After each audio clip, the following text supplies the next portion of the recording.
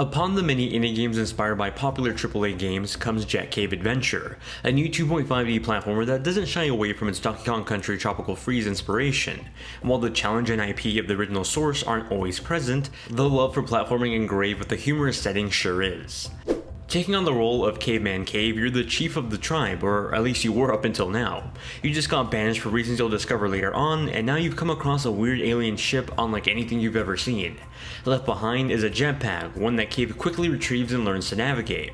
With his newfound alien tech, this caveman is one brute you don't want to mess with. And that's great because now he's the only one that can save the Earth from the impending alien invasion. As absurd and wacky as the setup sounds, it's charming that some actual effort was put into the production of the story. A simple platformer like this could have easily phoned in the story to focus on gameplay, but there's full-on animated cutscenes depicting the transition between different levels here. Sure, it's not the best production, but it's certainly not terrible either.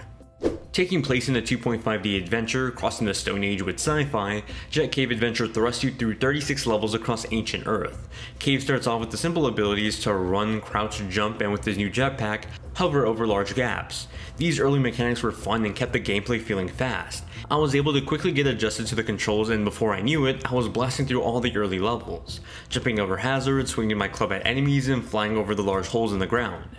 Throughout these levels were shells that I can collect and use to purchase new upgrades for my abilities. My staff, for example, could be upgraded to a larger one with a greater hitbox. Just about every one of your items or abilities can be upgraded to help traverse the environment that continuously evolves with every new set of levels. While I wouldn't go as far as to say that these stages ever got significantly challenging, they did try to put up a fight with the new mechanics every few sections. While the early stages taught me how to leap from ledge to ledge and dodge on-ground enemies, later levels threw in carnivorous flowers, pterodactyls with projectiles, and so much more. Aside from your base abilities, new powers would get unlocked too, keeping things fresh and refined. The constant introduction of both new level mechanics and the ability mechanics kept me excited for what the next level would bring. They consistently mix together well with the platforming, though not everything is flawless. While I enjoyed the layout of the levels and the platforming, I did feel like the boss fights were a bit of a letdown. They weren't terrible, but they were just simple and a bit bland compared to the design of levels. Most bosses just fell into the formulaic jump to dodge a rushing enemy and then hit them. It's just a bit uninspired and lacking the charm of the platforming sections. Balancing out these more dull sections of the levels were the scenes where the auto-run approach would take over. Whether I was using a paraglider or a jetpack to soar out of a cave or escape an oncoming hazard, these sections provided some of the most challenging parts of the campaign.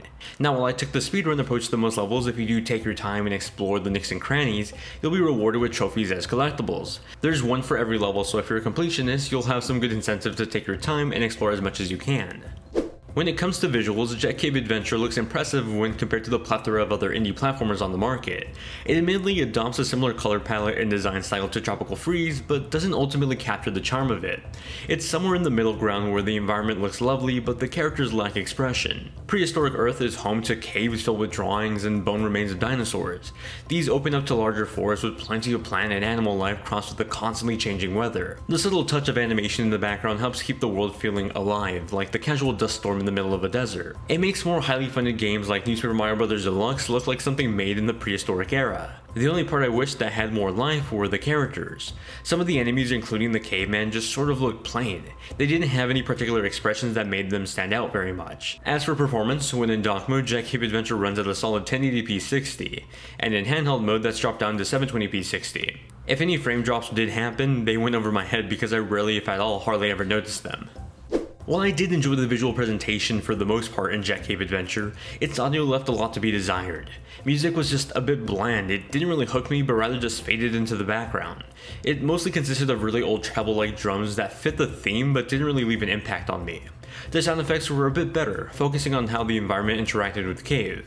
The sounds of leaves, shells, and general setting being affected as I ran through it were nice. I think it was further better complemented by the use of HD Rumble being used whenever I used my jetpack or picked up a collectible.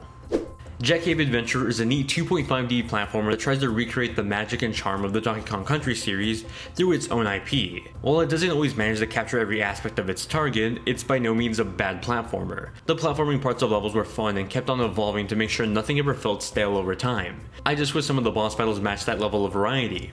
Despite that caveat, it overall felt more like a spiritual successor than a cheap knockoff.